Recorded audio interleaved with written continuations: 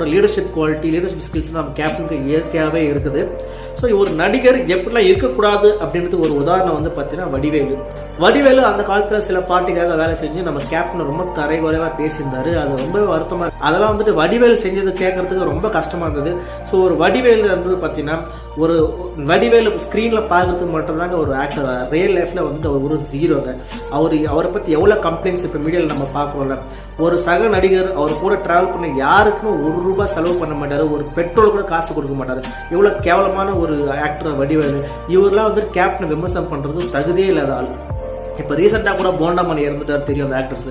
அந்த ஆக்டர் வடிவேலுவை ஒன்றுமே செய்யல, வடிவேலுக்கு கிட்ட ஹெல்ப்புக்கு போனால் கூட இவர் ஒன்றும் செய்யல, நம்ம எல்லாருமே தெரியும். அப்படியேப்பட்ட ஆக்டருக்கு நம்ம கேப்டன் நம்ம ஹாஸ்பிட்டல் அட்மிட் ஆகிட்டு ரொம்ப சுயநலம் இல்லாமல் இருக்கிற சுச்சுவேஷன்லையும் அவர் கேப்டன் சார்பாக உதவி போய் செய்யுது. அவர் அதாவது யானை இருந்தாலும் 1000 பொன், இறந்தாலும் 1000 பொன்